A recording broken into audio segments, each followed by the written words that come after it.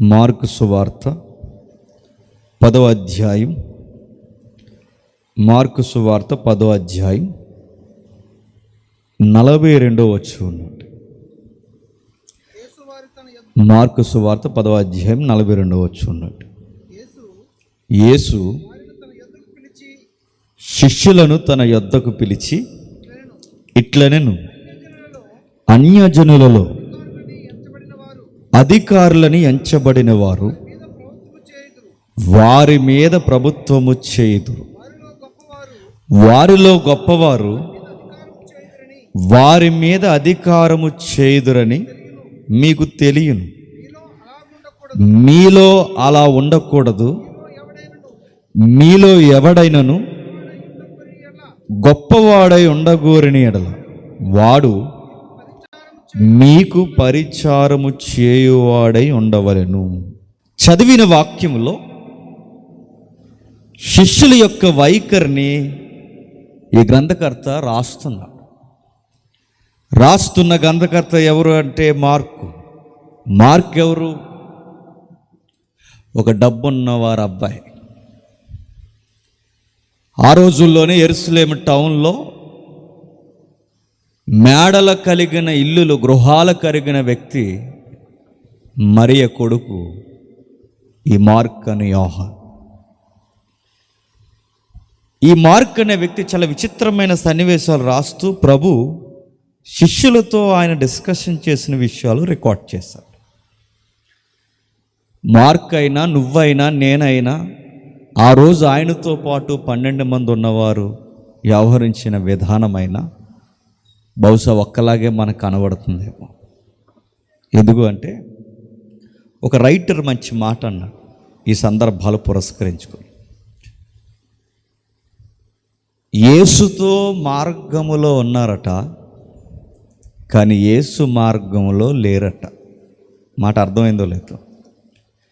యేసుతో మార్గములో ఉన్నారు, కానీ యేసుక్రీస్తు వారి మార్గములో లేరు.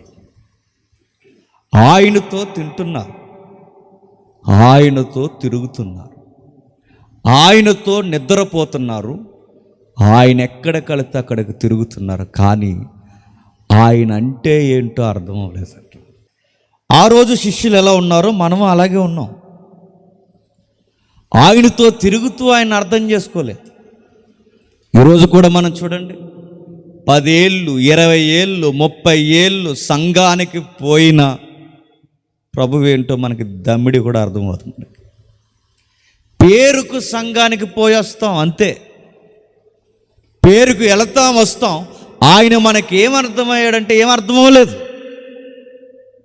ఆ రోజు వారిని ప్రభువు నేరుగా చూసి ఒక మాట అంటున్నాడు చూడండి, మీలో అలా ఉండకూడదు. మీలో అలా ఉండకూడదు అన్నాడంటే ఉన్నారనే దాని అర్థం. ఎలా ఉన్నారు, ఎలా ఉండకూడదని ఆయన కోరుకున్నాడు?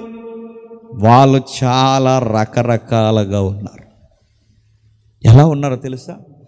1 by 1 2 అధ్యాయాలు వెనక్కి వెళతాం. ఈ ఒక్క అధ్యాయం మనం అర్థం చేసుకోవాలి అంటే 1-2 అధ్యాయాలు మనం వెనక్కి వెళితే విషయం ఏంటో మనకు అర్థమవుతుంది. ఒకసారి వెళదాం. ఇదే మార్కు సువార్త 8వ అధ్యాయం, ఇదే మార్కు సువార్త 8వ అధ్యాయం 33వ వచనం. అందుకైన తన శిష్యుల వైపు తిరిగి వారిని చూసి, సాతానా, నా ఎనుకకు పొమ్ము, నీవు మనుష్యుల సంగతులను మనస్కరించుచున్నావు గాని దేవుని సంగతులను మనస్కరింపకున్నావని పేతురుని గద్దించను. ఒక్కొక్కరు ఎలా ఉన్నారో చూడండి.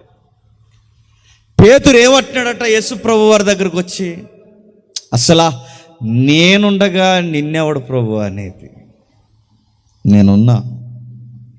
జగన్ గారు పాదయాత్రలు అనేవారు, నేనున్నా, నేను విన్నా అన్నాడు.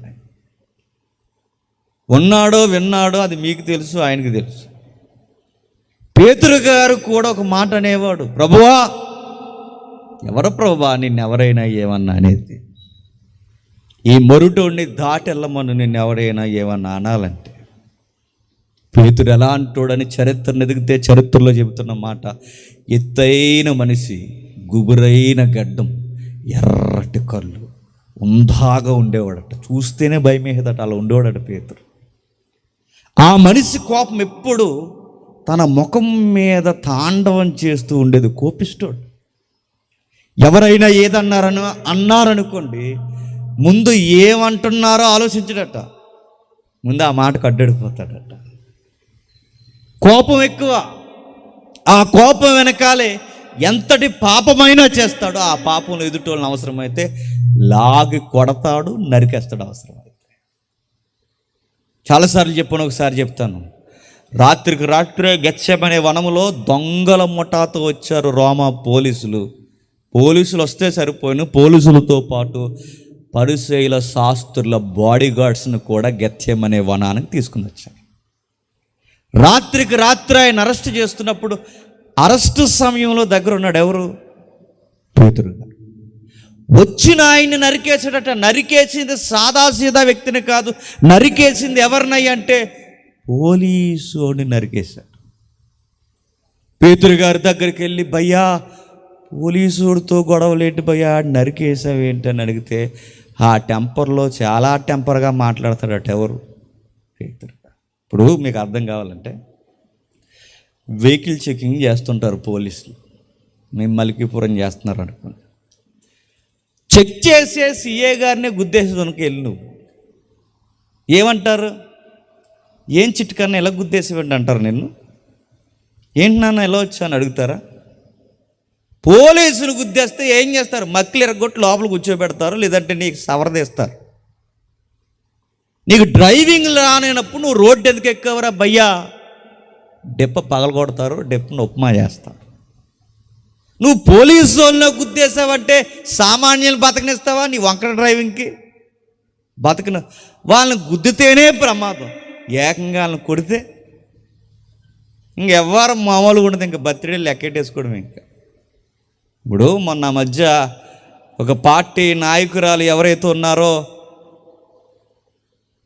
మాజీ ముఖ్యమంత్రి అంటారో, స్వర్గస్థులైన ముఖ్యమంత్రి అంటారో, ఏమంటారు అనండి, ఆయన గారి కూతురు తెలంగాణలో ఒక పోలీసు వారిని కొట్టింది. ఎందుకు కొట్టిందనేది తన ఎక్స్ప్లెనేషన్ తన దగ్గర ఉంది, ఎందుకు కొట్టాల్సి వచ్చిందో తన వివరణ తన దగ్గర ఉంది. కానీ విషయం ఏదైనా, పోలీసు వారిని అంత పెద్ద నాయకురాలే చేయి చేసుకుంటే ఏం చేశారు? వెంటనే అరెస్ట్ చేసి లోపలెట్టారు. పోలీసుల మీదకి తిరగబడితే ఏమవుద్ది? వాళ్ళని కొడితే ఏమవుద్ది? లైఫ్ ప్రాబ్లమెటిక్ అవుద్ది. పోలీసు వాళ్ళని కొట్టడం కాదు, తిట్టడం కాదు, గొద్దడం కాదు, ఏకంగా పేతురు గారు నరికేశాడు చెవి నరికేస్తే ఏం చేస్తావు? అయ్యా నువ్వు చెవి నరికేస్తావు. ఇప్పుడు మన గలలియా టీం మెంబర్ని అందరినీ అరెస్ట్ చేసి ఏదో ఒకటి మనం మక్కిలిరి చేస్తారేమంటే, ఆ అడిగినోడిని అంటాడట దగ్గరికి వెళ్ళి, అర్థమయ్యేలా అంటున్నాను, అసలు నేను నరకాలనుకున్నది చెవి కాదు, మరి తల. ఏటు మిస్ అయ్యి చెవి మీద పడింది, లేదా తలక. నీకు నమస్కారం రా బాబు అంటారు. ఎవరిని? పేతురు గారు. ఎందుకంటే ఆయన కోపిస్తే వచ్చింది పోలీసు అయినా రోమా అధికార, ఆయనకు అనవసరం. కోపం వచ్చింది, కొట్టేయాలనుకుంటే కొట్టేస్తాడు, నరికేయాలనుకుంటే నరికేస్తాడు. ఆ టెంపర్ మాటలు ప్రభు దగ్గర చెప్తున్నాడు. ప్రభువా, నిన్నెవరు ప్రభువా ఏమన్నా అనేది? నిన్ను సిలువేస్తారో, నిన్ను కొట్టడానికి వస్తారో, ఎవరొచ్చినా నీ ముందుకు వచ్చే ముందు, నీ ముందు నేను నిలబడతా, నీ దగ్గరికి నేను ఎవరిని రానివ్వను, నేను చూసుకుంటానంటే, వెల్ డన్ మై బాయ్. సరి అయిన డిసేబుల్షిప్ అంటే ఇదే, శిష్యరికం అంటే ఇదే, ఇలానే ఉండాలి. My son Simon Peter, very good, అందరూ చూసి నేర్చుకోండి అన్నాడా? నువ్వు సైమన్ పీటర్ కాదు, నువ్వు సాతాను గడవ అన్నాడు. సాతానా, నా వెనుకకు పొమ్ము. నువ్వు మనుష్యుల సంగతులు ఆలోచిస్తున్నావు, దైవికమైన సంగతులు నీ బుర్రకెక్కట్లేదు, నువ్వు సాతానుగాడిగా. అందుకే రైటర్ అన్న మాట ఏంటో తెలుసు, ఇదిగో యేసుతో మార్గంలో తిరుగుతున్నారు కానీ యేసు మార్గములో పేతురు లేడు. మనం అంతే. సంఘానికి వస్తాం, ఘనంగా పాటలు పాడతాం, సంఘానికి వస్తాం, బైబిల్ ప్రతులు బాగా పరిచయమే తిరిగేస్తాం. టెంపర్లు అయితే అవతలలో అంతు చూస్తాం. ఒక ఆవిడ అంటుంది సీరియస్గా, ఆగా పాస్టర్ గారు వెళ్ళిపోయి చూసుకుందాం అంతట. ఎక్కువ మాట్లాడుకు బిందు నొట్టడిపోద్ది ఏమనుకున్నా.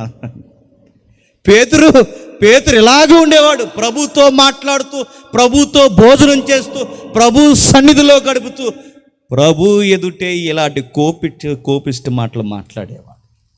మనం కూడా సంఘానికి వెళతాం, సంఘంలో ప్రభురాత్రి భోజనంలో పాల్గొంటాం, సంఘ సహవాసులు ఉంటాం, పాటలు పాడతాం, ప్రభువే మా దైవం అని చెప్పుకుంటాం. కానీ ప్రభు సన్నిధిలోనే, ప్రభు ఎదుటే విరుద్ధమైన కోపిష్టి మాటలు మాట్లాడతాం. పేతురు అలాగే ఉన్నాడు.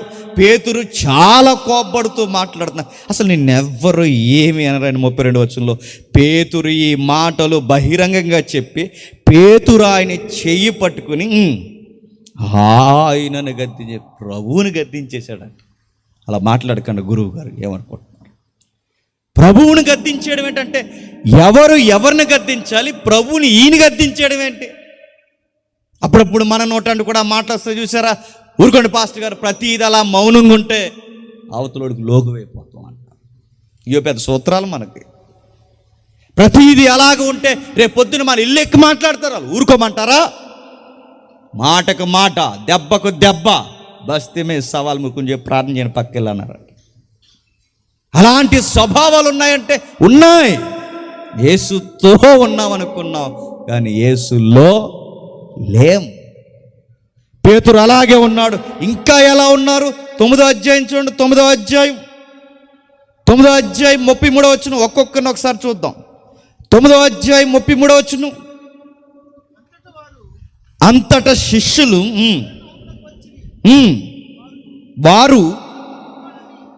వారు ఎవరు గొప్పవాడని మార్గములో ఒకడుతో ఒకడు వాదించిరు గనుక. ఏం వాదిస్తున్నారట? మార్గము మధ్యలో, యేసుతో మార్గములో తిరుగుతున్నారు. యేసు మార్గములో లేరు అనడానికి మార్గములో గొడవలు పెట్టుకుంటున్నారు. ఏమని గొడవలు పెట్టుకుంటున్నారు వాళ్ళు? ఎవడు గొప్ప? సైమన్ పీటర్ అన్నాడు, పరలోక రాజ్యపు తాళాలు నాకు ఇస్తానన్నాడు. ఈ టీం మెంబర్స్లో సీనియర్ సిటిజన్ ఎవరైనా ఉన్నారంటే నేనే అంటాడు పేతురు. అంతలేదు ఇంతలేదు, ఏదన్నా రహస్యమైన విషయాలు చెప్పాలంటే ఆయన హృదయ స్పందనకి దగ్గరగా తలకాయ పెట్టేది ఎవరైనా ఉన్నారంటే యోహాను. ఆయన నేనని ఈయన అంటున్నాడు. ఆయన రొమ్ముల మీద అనుకునేది నేను గనక నేను గొప్ప, లేదు నేను సీనియర్ని గనక నేను గొప్ప. అందరూ ఊరుకోండి. మిమ్మల్ని ఎవరినైనా నమ్మారా? మిమ్మల్ని ఎవరిని నమ్మలేదు. సందాసించి నాకు ఇచ్చాడు, నమ్మాడు, నేను గొప్ప అన్నాడు. ఇంకొక ఆయన ఎవరు? ట్రెజరీ మెంబర్ ఎవరు చెప్పండి? యోధా. నువ్వు రొమ్ముల మీద అనుకున్నా నీకు సందాసించి ఇవ్వలేదు. నువ్వు సీనియర్ అయినా ఈ కానుకల పెట్టలేదు, ఆ సంచి నీకు ఇవ్వలేదు, నాకు ఇచ్చాడు, నేను గొప్ప. పేతురు గొప్ప అంటే, యోహాను గొప్ప అంటే, యాకోబు గొప్ప అంటే, ఇప్పుడు మరొక ఆయన వచ్చాడు. అంతంతా కాదు, నన్ను ఎతుకుతూ ఆ చెట్టు కింద ఉన్నప్పుడే నేను ఎరిగి తినని నన్ను అన్నాడు. ధర్మశాస్త్రం ప్రకారం నేను గొప్ప అన్నాడు నతానియేలు. ఒకటి కాదు, రెండు కాదు, వాళ్ళ మధ్య చాలా గొప్పలు వచ్చాయి. మార్గము మధ్యన ఒకరితో ఒకడు వాదించుకున్నారు. వాదించుకోవడం అంటే ఆ రోజు ఎలా ఉంటుంది చెప్పండి? వాదించుకోవడం అనే గ్రాంధికంలో క్లాస్గా ఉంది, కానీ మాస్ లాంగ్వేజ్ చెప్పండి. గొడవలు ఎట్టేసుకున్నారట. ఈరోజు సంఘాల్లో, సంఘ నాయకత్వాల్లో, సంఘ కార్యక్రమాల్లో, విశ్వాసుల మధ్య, నాయకుల మధ్య, సార్వత్రిక సంఘంలో ఈరోజు గొప్పతనాల కొరకు గొడవలు లేవో చెప్పండి? ఎన్ని లేవు? రకరకాల గొడవలు. నిన్నగాక మొన్నటి వరకు 40 రోజులు శ్రమ దినాల కూడికలలో 7 మాటల కొరకు ఒక మాట అయినా ఇవ్వలేదని కొట్లాడుకున్న సంఘాలు లేవో చెప్పండి? ఒక మాట కూడా మాకు ఇవ్వలేదు. సీనియర్ ప్రెసిడెంట్ నేను, ఒక మాట కూడా నాకు ఇవ్వరా? మొన్న ఆడికిచ్చారు, నిన్న ఆడికిచ్చారు. రేపు నీ సంఘానికి వస్తానేమో చూడండి, గొడవ పెట్టుకున్న వాళ్ళు లేరు. కానుకలు సంచి కొరకు విశ్వాసుల్లో ఒకరికొకరు పడని అనేక పోటీల మధ్య పెద్దల మాదిరిగా ఉండాల్సిన కాలంలో రాజమండ్రి టౌన్లో ఈ మైక్ స్టాండ్లు తీసి కొట్టేసుకున్నారు. ఏమనాలి? ఆ రోజు మైక్ స్టాండ్లు తీసి కొట్టుకున్న ఆ వీడియో సోషల్ మీడియాలోకి వచ్చింది. ఎలా కొట్టుకున్నారంటే వాళ్ళు కొట్టుకోవడానికి కారణం ఆ రోజు అది సేవకులు సదస్సు, అది బాధాకరం. ఎంత విడ్డూరమైన సంగతి! గొప్పతనాల కొరకు, పేర్ల కొరకు. ఈరోజు మనం ఎలా ఉన్నామో వారు అలా ఉన్నారు, వారు ఎలా ఉన్నారో మనము అలాగే ఉన్నాం. అందుకే అంటున్నాడు చూడండి, వారు ఒకనితో ఒకడు ఎవడు గొప్పవాడని మార్గములో ఒకనితో ఒకరు వాదించుకొనిరి. ఆయన ఇంట ఉన్నప్పుడు మార్గంలో మీరు ఒకరితో ఒకరు దేనిని గూర్చి వాదించుచుంటిరని వారిని అడగగా కామ్ గోయింగ్ పర్సనాలిటీలు అన్నట్టున్నారు. మేమా అన్న అచ్చి మనలాగా ఉన్నారండి. ప్రభు చూస్తేనేమో ఒకలాగా, చూడకపోతేనేమో ఒకలాగా, మాట్లాడితే ఒకలాగా, మాట్లాడకపోతే ఒకలాగా. ఏ విషయాన్ని మీరు డిస్కషన్ చేస్తున్నారంటే అసలు మేము ఏమీ మాట్లాడడం, మాకు ఏమీ తెలియదని ప్రభు ఉన్నప్పుడు మాట్లాడేవారు కదా.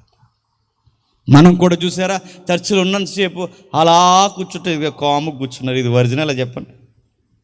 అలా కాము కూర్చున్నది, ఇది ఒరిజినల్. అలా చర్చి మెట్లు అలా దిగుతాం, మొదలెడతాం, ఇంకంతే. ఇక ఈరోజు ఎలాగైనా సరే ఇంటికి వెళ్ళి తేల్చేసుకుంటాను అంటున్నాడట. మరి ఇప్పుడే కదరా సాత్వికమైన పాటలు పాడమంటే అది అక్కడ, ఇది ఎక్కడ? సంఘంలో భాగమన్నాడు. సంఘంలో ఇప్పటి వరకు సాత్వికమైన కీర్తనలు వినిపించే కదంటే మెట్టులు దిగుతూనే అందట. ఏం చేస్తుంది ఇంటికాడ? ఎవరు? వాళ్ళ అత్తగారు. ఎంత సాత్వికమో చూడండి. ఆయన ఎదుట ఉన్నప్పుడు ఒకలా ఉంటాం, ఆయన లేకపోతే మరోలా ఉంటాం. ఆయన సన్నిధిలో ఒకలా గడుపుతున్నాం, సన్నిధి బయట ఒకలా గడుపుతున్నాం. ఈ దొంద స్వభావం ఆ రోజు ఫాలో అవుతున్న వాళ్ళ దగ్గర ఉందట. ఒకరు కాదు, ఇద్దరు కాదు, పేతురు అలా ఉన్నాడు, శిష్యులు అలా ఉన్నారు. నెక్స్ట్ ఇద్దరు పర్సనల్ బ్రదర్స్ ఉన్నారట, యేసు ప్రభుకి దగ్గరకు వచ్చారట. చూడండి 10వ అధ్యాయం అర్థం అవడానికి మన తిప్పలు ఇవన్నీ. ఇంకేం జరిగింది 10వ అధ్యాయంలో 35వ వచనం చూడండి. జబదయ కుమారులైన యాకోబును యోహానును ఆయన యొద్దకు వచ్చి, బోధకుడా, మేము అడిగినదల్లా నీవు మాకు చేగోరుచున్నావా? చెప్పగా ఆయన, నేను మీకు ఏమి చేయగోరుచున్నారని వారిని అడిగెను. వారు, నీ మహిమయందు నీ కుడివైపున ఒకడును నీ వెడమ వైపున ఒకడిని కూర్చుండునట్లు మాకు దయచేయమని చెప్పి వీళ్ళ స్పెషల్ రికమెండేషన్తో వచ్చారండి. ఎవరు? జబదయ కుమారులు ఇద్దరు. ప్రభువా, ఇంకో నెక్స్ట్ ఏమన్నా మరి సీట్లు పంచే విధానం ఏమైనా ఉంటాయి, ఖచ్చితంగా మెయిన్ సీట్లు మాకు ఇచ్చేయి అన్నారు. ఇది ఎలా ఉందో చెప్పనా? రాజకీయాల్లో ముందస్తుగా ముఖ్యమంత్రికి సీట్ల మీద కచ్చిపేసే వ్యవహారంలో ఉంది చూడండి. వీళ్ళెవరు అంటే ఆయన కూడా తిరిగేవారు, అంటే ఆయన కూడా తిరిగేవారే. కుడి వైపున ఒకరిని, ఎడమ వైపున ఒకరిని. ఒకవేళ మా మాట నీకు పట్టకపోతే మా మమ్మీ చెబుతున్నారు, కొంచెం వినండి. వాళ్ళ అమ్మగారిని కూడా రికమెండేషన్ తీసుకెళ్ళారు. ఎక్కడికి? ఎంతకు తెగిస్తున్నారండి. పేతురేమో ఒకలా మాట్లాడుతున్నారు, మార్గం మధ్యలో శిష్యులు ఒకలా మాట్లాడుతున్నారు. ఇక్కడికి వచ్చేసరికి వీళ్ళిద్దరూ అంటున్నారు, ఖచ్చితంగా 2 సీట్లు మాకు ఇచ్చే అంట. ఇవన్నీ చూసిన ప్రభు వీళ్ళెక్కడెక్కడైతే మాట్లాడారో మీరు బాగా వినాలి. అక్కడ ఏడుస్తున్నాడన్న సంగతి కుమ్ములాట్లో మర్చిపోయారండి. ఆ మాటలు మీకు అర్థమవుతున్నాయి.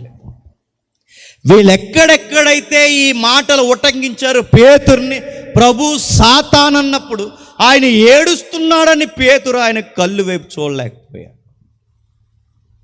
మార్గం మధ్యలో వారు పోట్లాడుతున్నప్పుడు వారు ముందు నడుస్తున్న ఆ నాయకుడు ఒక గుబులుతో గుండెలలో బాధన పట్టుకున్న అడుగులు తడబడుతున్నాయని చూడలేకపోయారు. కూడానే ఉన్నారు, కూడానే తిరిగారు, అందరూ కూడా ఉంటున్నాం, ఇంకా మేము క్లోజ్గా ఉంటున్నామన్న ఈ బ్రదర్స్ ఎవరైతే ఉన్నారో వీళ్ళు ఆయన కనుగుడ్డుల్లోనికి, హృదయంలోనికి చూడలేకపోయారు.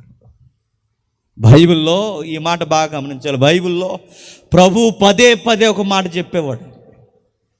ఆయన పదే పదే శిష్యులకి పదే పదే చెప్పాడు, నేను ఎక్కువ కాలం మీతో ఉంటాను.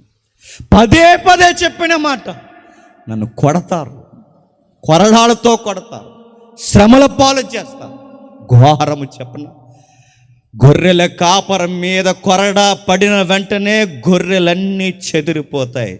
ఈ అన్యజనులైన ఈ రోమా ప్రభుత్వం నన్ను బంధిస్తారు, నన్ను దారుణంగా చంపుతారు, నన్ను ఒంటరిని చేస్తారు, నన్ను వెలివేసేస్తారంటే అలా మాట్లాడిన మాటలు ఎక్కడెక్కడైతే ఆయన మాట్లాడారో అక్కడక్కడ వీళ్ళు అన్నారు, మాకు సీట్లు ఇచ్చేయి అన్నారు. చూద్దాం ఒకసారి. ఎప్పటి వరకు ఏ అధ్యాయాలు అయితే తిరిగేశారో ఆ అధ్యాయాల పై వచనంలో ఆయన కళ్ళు ఎలా ఉన్నాయో ఒకసారి చూడండి. చూద్దాం ఒకసారి. 8వ అధ్యాయం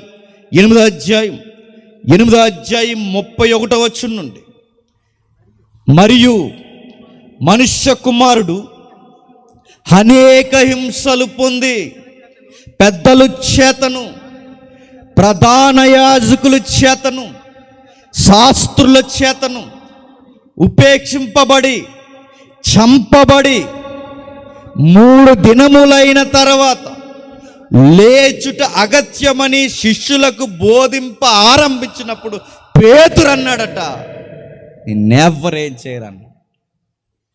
ఆయన మాట్లాడుతున్న బాధ పేతురికి అర్థమైందా? అర్థమవలేదు. ఆయన ఎలాంటి మాటలు మాట్లాడుతున్నాడు చూడండి.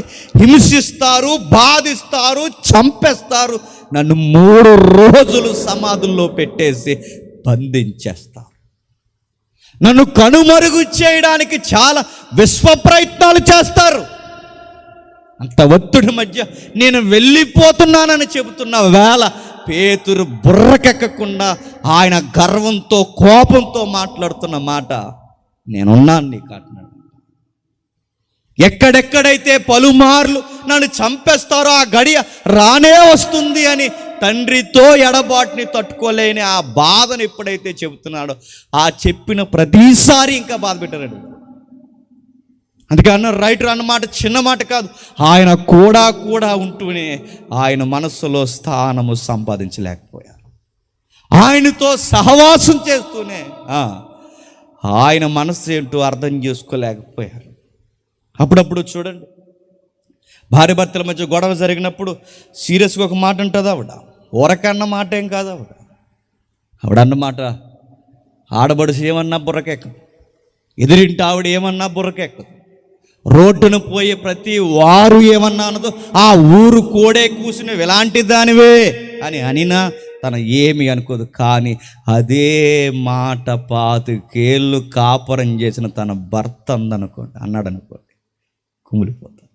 ఎందుకో చెప్పను, బయటోళ్ళు ఏమన్నారో నాకు అనవసరం, నా ఎదిరింటోళ్ళు, పొరుగింటోళ్ళు, ఈ ఎవరైతే ఉన్నారో ఈ ఏపరాళ్ళు, ఈ పేరంటాళ్ళు, ఈ ఆడబడుసులు ఎవరేమన్నా నాకు పర్లేదు, కానీ ఆ మాట మీరు అనకండి అంటారు. మీరు ఎందుకు అనకూడదో తెలుసా? నేనంటే ఏంటో మీకు తెలుసు. నేను మీతో సహవాసం చేశాను, మీతో జీవితం పంచుకున్నాను, బిడ్డలను కన్నాను, మీ కొరకే నా జీవితం అని నేను అనుకున్నప్పుడు నేను ఇంకా అర్థం లేదా? సహవాసంలో బయటోళ్ళు మనల్ని అర్థం చేసుకోకపోయినా పర్లేదు, కానీ మన హృదయం మీద ఆనుకున్న వారు మనల్ని అర్థం చేసుకోవాలి. పేతురు, యోహాను, శిష్యులు వీళ్ళందరూ ప్రభువుని ఎవరు అర్థం చేసుకోకపోయినా అన్నీ వదిలొచ్చిన ఈ వధువు సంఘంలో ఉన్న ప్రారంభ విశ్వాసులు ఆ వరుణ్ణి అర్థం చేసుకోవాలి. ఆయన అర్థం చేసుకోవట్లేదు, పేతురికి ఎక్కలేదు. ఆ పాత మనిషిలాగే మాట్లాడుతున్నాడు, ఆ పాత గొడవలు ఎలా ఉండేవో అలాగే మాట్లాడుతున్నాడు. ప్రభు నేను చనిపోతానని చెప్తుంటే నువ్వు చనిపోవని గద్దించేసి పరాకు మాటలు మాట్లాడుతున్నాడు. ఇంకెవరు మాట్లాడుతున్నారు చూడండి. 9వ అధ్యాయం 31వ వచనం చూడండి.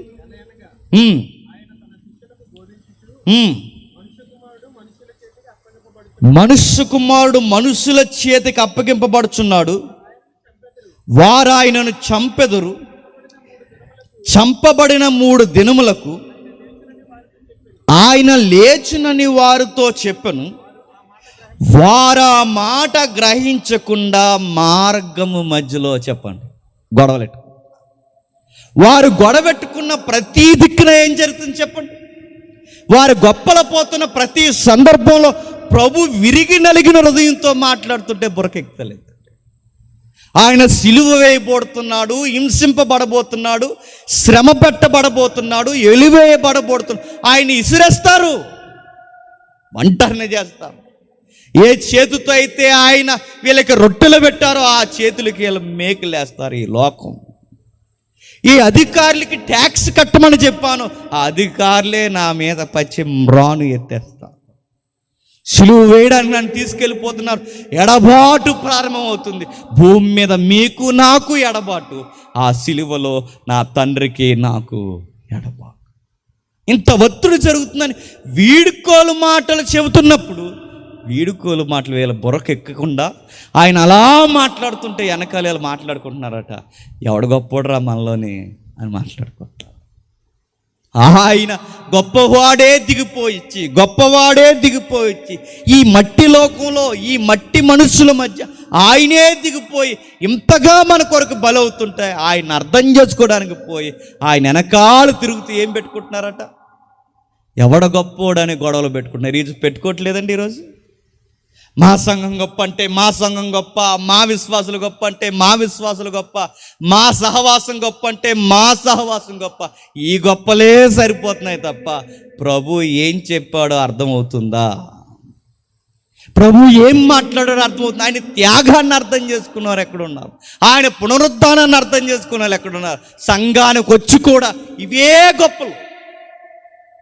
వచ్చినప్పుడు సీట్ ఇవ్వలేదని గొడవ, ముందు కూర్చోబెట్టలేదని గొడవ, ప్రత్యేక పాటలు ఇవ్వలేదని గొడవ, అన్నీ గొడవలే సంఘంలో. సరిగ్గా నడిపింపు టైంలో మమ్మల్ని పిలవలేదని గొడవ, పాంప్లెట్ మీద పేరేయలేదని గొడవ. అని ఇలాగే పిలిచారు. ఒక సంఘానికి వెళ్ళినప్పుడు అది క్రిస్మస్ మీటింగ్, అది అందరూ వెళ్ళిపోతున్నారు, నన్ను వదిలేసి ఎలా వెళ్ళిపోతున్నారు అనుకున్నాను. అలా వదిలేసి అందరూ పరిగెడుతున్నారు. ఎక్కడికి వెళ్తున్నారంటే ఆ వెహికల్స్ దగ్గర పరిగెడుతున్నారు. అని అడిగితే ఆ వెహికల్ దగ్గర ఉన్న ఇంకొక పాస్టర్ ఉన్నారు, పెద్ద ఆయన, రానంటున్నాడట. ఆయన ఎందుకు రాడు అని అడిగారు.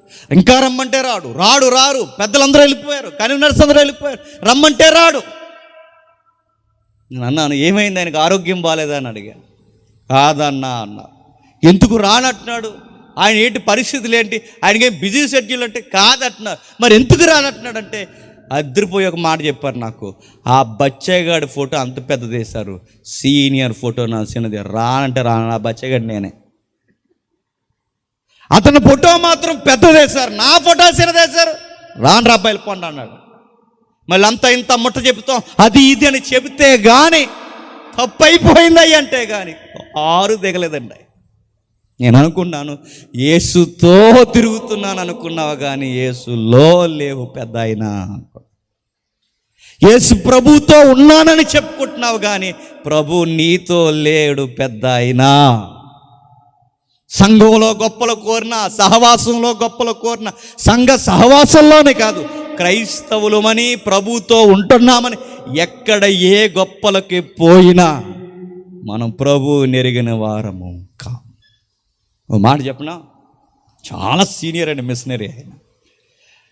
అన్ని విధాలుగా సొసైటీలో ఆయనకంటూ గుడ్ విల్ ఉంది. సొసైటీలో సార్వత్రిక సంఘంలోనే కాదు బయట కూడా పేరెన్నిక కలిగిన వ్యక్తి ఆయన. అలాంటి ఆయనతో పాటు మరొక ఆయన, ఇద్దరు కలిసి వాష్రూమ్కి వెళ్ళినప్పుడు, టాయిలెట్కి వెళ్ళినప్పుడు ఆయనకన్నా ముందు ఈయన వెళ్ళాడు. వెళ్ళొచ్చే సమయానికి బయటకు వచ్చిన తర్వాత ఈయన వెళుతున్న లోపు ఈయన అక్కడ నిలబడి, బ్రదర్ ఒక్క 10 నిమిషాలు వెళ్తురు కానీ ఆయన మళ్ళీ లోపలికి వెళ్ళాడు. ఇంకా రాడు. లోపలికి వెళ్ళినవాడు బయటికి ఎందుకు రాలేదని బయట ఉన్న ఆయన లోపలికి వెళ్ళే సమయానికి లోపలికి వెళ్ళి చూసేసరికి బాత్రూమ్ అంతా తలతల్లాడుతా కనబడ. ఆశ్చర్యపోయాడు. నా ముందు కడిగేవాడు ఎవడో వెళ్ళలేదు, నా ముందు బాత్రూమ్ శుభ్రం చేసేవారు ఎవరూ వెళ్ళలేదు. బ్రదర్ నాకు డౌట్ వస్తుంది, ఈ వాష్రూమ్ మీరే శుభ్రం చేశారు కదంటే, అవును బ్రదర్ అంటే, ఎందుకు బ్రదర్ అలా చేశారంటే గుండెల్ని పగలగొట్టేసే మాట అన్నాడు ఆయన. మీరు బాత్రూమ్ క్లీన్ చేయడం ఏంటి, ఉన్నారుగా చేసేవాళ్ళు, మీరెందుకు చేశారని అడిగితే ఆయన అన్న మాట ఏంటో తెలుసా? మనం వెళ్ళొచ్చిన తర్వాత దేవుణ్ణి ఎరగని వాడు ఎవడైనా ఆ బాత్రూమ్కి వెళితే నా ముందు క్రైస్తవులు వెళ్ళారని లోకం చెప్పుకోవాలి, నా ముందు క్రైస్తవుడు వెళ్ళొచ్చాడని చెప్పుకోవాలి. అంటే ఒక బాత్రూమ్ దగ్గర కూడా క్రైస్తవ విలువలు కనబడాలి, ఒక బస్సు ఎక్కే దగ్గర కూడా క్రైస్తవ విలువలు కనబడాలి. ఒక పెద్ద ఆవిడ నిలబడింది, అందరూ లెగుస్తారేమో చూసింది, ఎవరు లేగలేదు బస్సులో. బస్సు మన ఇండియా రోడ్లు ఎలా ఉంటాయి తెలుసు కానీ, ఇండియాలో ఉన్న రోడ్లు చంద్రమండలం మీద కన్నా దారుణంగా ఉంటాయి. అలాగే ఆ మధ్యకాలంలో ఫోటో బ్లాక్గా చేసి ఆడ మొత్తం ఇలా పైనుంచి కవర్ వేసుకుని నేను స్పేస్లో ఉన్నా అన్నాడు. ఎంతగా స్పేస్లో కదా, రావులపోని రోడ్లో ఉన్నాడు. అది స్పేస్ కూడా అంత గొయ్యలు ఉన్నాయి ఆ మధ్య. స్పేస్లో ఉన్నాడంటే అది చూస్తున్నప్పుడు మన ఇండియా రోడ్లు అంటే గతుకులు, వయసు అయిపోయిన వారు బస్సులో నిలబడగలరండి? పెద్ద ఆవిడ నిలబడలేకపోయింది, అందరూ అలాగా సున్నం కట్టిన సమాధిలో అలా కూర్చున్నారు, కానీ పెద్ద ఆవిడ నిలబడలేకపోతున్నారు. ఒక్కరు కూడా లెగిసి సీట్ ఇవ్వలేదట. ఆ తర్వాత ఒక ఆయన లేచాడు, లేచిన తర్వాత అమ్మ ఇక్కడ కూర్చో అమ్మ అని ఆయన లేచి ఆ గతుకులు నడుస్తున్న ఆ రోడ్లో ఆయన పట్టుకుని నిలబడి ఇబ్బంది పడుతున్నాడు. అప్పుడు అందే దిగిపోయే ముందు, అయ్యా నాకు బస్సులో ఎవ్వరు సీట్ ఇవ్వలేదు, నువ్వు సీట్ ఇచ్చావంటే నువ్వు తగిలించుకున్న బ్యాగ్ను బట్టి నేను చూస్తున్న విధానాన్ని బట్టి చెబుతున్నాను, నువ్వు యేసయ్య బిడ్డవ గనకే నాకు సీట్ ఇచ్చావంతే. చూసారు, ఒక బస్సు ఎక్కే దగ్గర క్రైస్తవ విలువలు, ఒక బాత్రూమ్ దగ్గర క్రైస్తవ విలువలు, మరి సంసారంలో అంత నువ్వు గాడిద అన్నాడట. ఎవరిని?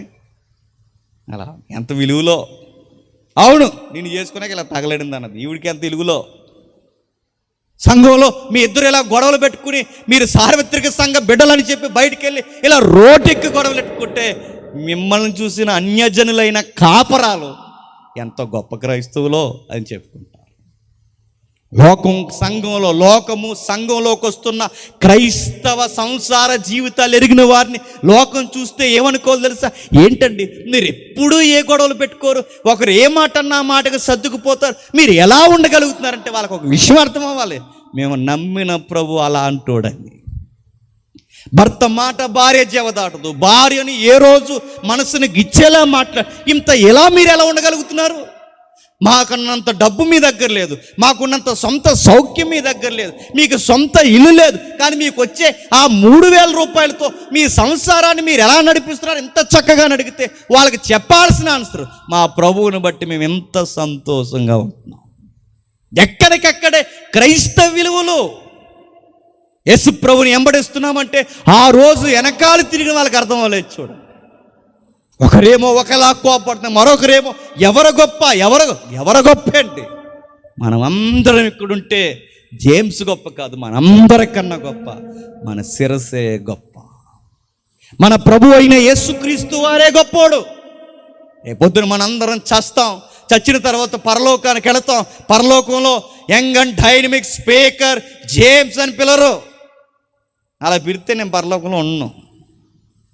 సీనియర్ సర్వెంట్ పలానా చిట్టుబాబు గారు అని పిల్లరు. పలానా ట్రెజరీ మెంబర్లో నమ్మకంగా వ్యవహరించిన ఇదిగో పలానా సోకాలు రిటైర్డ్ ఎంప్లాయ్ అని పిల్లరు. రెవరెండ్ అనరు, అదనరు ఇదనరు, డాక్టర్లు ఏమీ ఉండవు. అక్కడ ఒకటి పిలుస్తారు, సహోదరులారా అంతే పిలుపు. అక్కడ గొప్పతనాలు ఉండో, పేటలుండో, ఏమీ ఉండవు. మనమందరం ఎక్కడున్నా సమానంగా ఉంటాం. ప్రభు వెనకున్న వారిని అది చూడాలనుకున్నాడు, చూడలేకపోతున్నాడు ఆయన. ఓ పక్క సిలివేసేస్తున్నారన్న బాధ, మరో పక్క నేను వెళ్ళిపోయే టైం దగ్గర పడిన వీళ్ళకి ఇంకా అర్థమవలేదన్న మానసికమైన బాధ.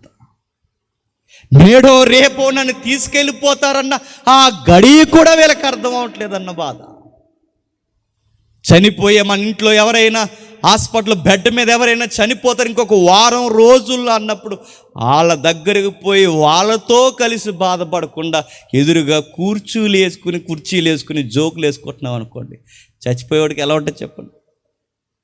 వారం రోజులు చనిపోతారన్న వారం రోజులు ఉండండి కుళ్ళు జోకులకి, ఆ 2వ రోజు చచ్చిపోతాడు. ఎవరికి బాధ లేదని అంటే ఆ నీడిలు పీకేసుకుని చచ్చిపోతాడు. ఇంకా భారెడి కాలం బతుకుతామని లేదు. ఈ వ్యాధి ఏం పెద్ద ప్రమాదమైనది కాదు, కొంచెం వారం రోజులు మీరు జాగ్రత్తగా ఇలా వైద్యం చేసుకుంటే బతుకుతారంటే ఆడి ముందే ఆ రోగాన్ని మరిచి జోకులు వేసుకుంటే ఏమైపోతాడు?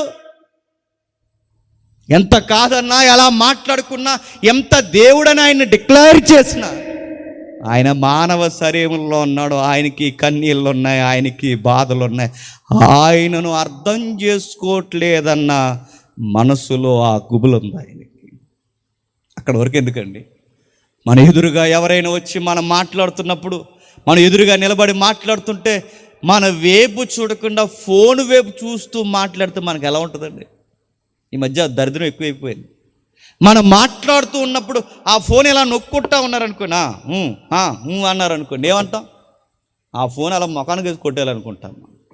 మాట్లాడినంటే మాట్లాడినాను, మాట్లాడుతుండగా ఫోన్ ఎందుకు నొక్కుతున్నావు? మినిమం కామన్ సెన్స్ లేనప్పుడు, లేదా ఎదుటివారు మాట్లాడుతూ అటెన్షన్ లేనప్పుడు మనకు వాళ్ళతో మాట్లాడాలనిపించదు. మనం మాట్లాడుతుండగా కొంతమంది ఏంటో మరి కనీసం మర్చిపోతారు ఏంటో, మాట్లాడుతూ ఉండగా జస్ట్ 2 minutes అని మన ఫోన్ ఓల్డ్ ఎట్టేస్తారు. అది ఇంపార్టెంట్ కాల్. మరి మాదేంటి గాలి కాలం? మరి మాదే ఫోను. మనం మాట్లాడుతుండగా ఫోన్ ఓల్డ్లో పెట్టేస్తే ఏమనుకోవాలి? మనకి ఇంపార్టెన్స్ లేదనుకుంటాం. మన ఫోన్ మాట్లాడితే, మన ఫోన్ ఓల్డ్లో పెడితే మన మనసు సుర్రుమంటుంది. మనం ఎదురుగా మాట్లాడుతుంటే మన వైపు చూడకుండా పక్కకు చూసి మాట్లాడితే మన మనసు గాయం అవుతుంది. నేను నేడో రేపో నన్ను చంపేస్తారయ్యా అని అంటుంటే, అలాంటప్పుడు కూడా ఈ కూడా తిరిగిన వారికి సంఘాన్ని నడిపించాల్సిన వీళ్ళకి అర్థం కావట్లేదంటే ఆ సిలువ గాయాల కన్నా చెప్పండి, ఈ మానసిక గాయాలు శిష్యుల వలన ఎప్పుడో తగిలేశాయి ఆయనకి. ఆ కొరడా దెబ్బల కన్నా ఆయన వీపుని, మనస్సుని, వీళ్ళ మాటలు, వీళ్ళ వ్యక్తిత్వం చీరేస్తుంది. వీళ్ళ ఎవరి మార్గం మధ్యలో వీరు ఎలా మాట్లాడుతున్నారు? ఒకడితో ఒకడంటే ఇద్దరేసి అంటే ఇద్దరేసి ఎడదీస్తే 12 మందిని ఒకడితో ఒకడు జంటగా పాటలాడుకుంటారండి. చూడండి ఎంత ఘోరం అండి. ఆయన మాట్లాడిన ప్రతి దిక్కున అదే చేస్తున్నారు. ఇప్పుడు మరలా చూద్దాం. 10వ అధ్యాయం 34వ వచనం. 10వ అధ్యాయం 34వ వచనం. వారు ఆయన అపహసించి ఆయన మీద ఉమ్మి వేసి కొరడాలతో ఆయన కొట్టి చంపెదరు. 3 దినములైన తర్వాత ఆయన తిరిగి లేచినని చెప్పున. అలా చెప్పాడో లేదో కిందకు వచ్చి అన్నారట, నీ కుడివైపున ఒకడిని, ఎడమవైపు ఒకడికి సీట్లు ఇచ్చేయి అన్నారు. పేతురికి అర్థం అవట్లేదు, శిష్యులకు అర్థం అవట్లేదు, వీళ్ళిద్దరికీ అర్థం అవట్లేదు. ఆయన ఎక్కడెక్కడ బాధపడుతున్నారో అక్కడక్కడ అన్నారట, నీ కుడివైపున ఒకడికి, ఎడమవైపు ఒకడికి. ప్రభుకి బాగా సన్నిహితులమని యాకోబు, యోహాను మేము చాలా డీరెస్ట్గా ఉన్నామనుకుని వాళ్ళు అర్థం చేసుకోకుండా ఎంత బాధపడుతున్నారు. నన్ను చంపేస్తారయ్యా అంటే, చచ్చిపోతే చచ్చిపోగాని ప్రభు సీట్ ఇచ్చి చచ్చిపో అన్నారట. నేను వెళ్ళిపోతున్నానయ్య అంటే, వెళ్ళిపోగాని ప్రభు వెళ్ళిపోయే ముందు నీ రైట్ సైడ్ ఎవడో లెఫ్ట్ సైడ్ ఎవడో చెప్పేసి వెళ్ళిపో ప్రభు అన్నారు. నన్ను హింసించి బాధిస్తారయ్యంటే, నేను బాధిస్తే బాధించారు కానీ మాలో ఎవడో గొప్పోడు చెప్పేసి వెళ్ళిపో అన్నారు. చూసారా ఈరోజు ఎలా ఉంది చెప్పండి? ఈరోజు పరిస్థితులు ఎలా ఉన్నాయో ఆ రోజు పరిస్థితులు అలా ఉన్నాయి. శిష్యుల వైఖరి ప్రభుకి ఏమాత్రం మెప్పుకోలుగా లేదు. ఆయన ఎలాంటి మాటలు వాడాడు చూడండి. వారు ఆయన అపహసించి రాత్రి విన్నారనుకుంటున్నాను, ఆ సులువు మీద ఆయన ఎంత అపహసించారండి. ఆయన దారంటే పోయే ప్రతి సామాన్యుడు, మన లెక్కల్లో మాట్లాడుకుంటే ఆధార్ కార్డు లేనోడు కూడా, రేషన్ కార్డు లేనోడు కూడా, లెక్కల్లో లేనోడు కూడా ఆ రోజు ప్రభు వైపు చూసి ఏమన్నాడట, నువ్వు దేవుడివి, నిన్ను నువ్వు కాపాడుకోలేనోడు, ఈ లోకాన్ని కాపాడుతూ. ఎంత ఎటకారం చేశారు. చుట్టూ తీసుకెళ్లారు, పెద్ద మనుషులందరూ నిలబడ్డారు, దేవాలయంలో నిలబెట్టారు. ఇలా ముసుకేసేసి మాట్లాడుతుండగా ముసుకేసి గుద్దేసి, ముసుగు తీసి ముఖం మీద ఉమ్మేసి, ఒకడు మాట్లాడుతూ ఉండకొచ్చి చెల్లును కొట్టేసి, నువ్వు దేవుడు కదా, ఎవరు కొట్టారో చెప్పు అన్నారట. ఎంత ఎట్టకారం చేశారు చూడండి. నన్ను ఇలా చేయబోతున్నారని ఆయన ముందే భవిష్యత్తు తిరిగి చెబుతుంటే వీళ్ళకి అస్సలు ఎక్కట్లేదు. వీళ్ళకి ఏ విషయం ఎక్కుతుందంటే ఈ ఒక్కటే ఎక్కుతుంది, నెక్స్ట్ ఎవరు. ఇంకో జేమ్స్ గారు చచ్చిపోతే నెక్స్ట్ ఎవరు అన్నట్టు ఇక్కడ ఎవరన్నా అనుకుంటున్నారు అనుకో. ఇప్పుడు నేనే ఉన్నాను అనుకోండి, ఇప్పుడు నన్ను ఎవడో చంపేస్తాడు, రేపు వచ్చి నన్ను చంపేస్తారు, ఇది రేపొద్దున్న నాకు వీడుకోలు సభ అని అన్నాను అనుకోండి. చంపే కానీ రేపు మైకి ఎవరికి ఇస్తారని సిట్టుపోవాలని అడిగాను. గొప్ప ప్రసంగికులు అనుకోలేక ఇప్పుడు నా బాధ అర్థమవలేదు, నా యొక్క వేడుపు ఎవరికి అర్థం. ఇప్పుడు అర్థమవలేనప్పుడు నేను ఏమనుకుంటాను చెప్పండి, అయ్యో వీళ్ళకి మనం అంటే పట్టింపే లేదు. యేసుప్రభు వారు కూడా ఎలా ఉన్నారో చూడండి, ఆయన బాధపడుతున్నాడు, ఇబ్బంది పడుతున్నాడు, తెగించి ఒక మాట అన్నాడు, వారి వైపు చూసి మీరు ఏం అడుగుచున్నారో మీకు తెలియదు, నేను తాగుచున్న గిన్నెలోనిది త్రాగుటైనను, నేను పొందుచున్న బాప్తిజం పొందుటైనను మీ చేతగున. మాట మామూలుగా అనలేదు, ఏమన్నాడు?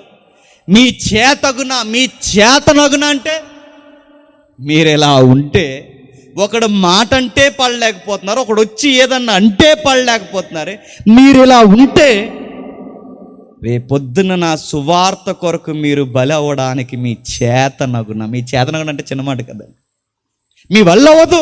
రేపొద్దున్న నా రాజ్యాన్ని విస్తరింపజేసేది మీరేనా? మీ చేతనగున.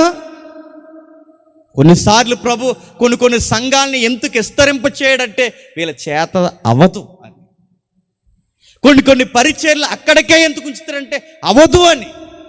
మన విశ్వాస జీవితంలో కొన్ని పాత్రలో దేవుడు ఆయన బలమైన కార్యాలు మన మీదకి ఎందుకు ఎత్తడంటే నీ టెంపర్కి ఆయన పని నువ్వు చేయలేవని.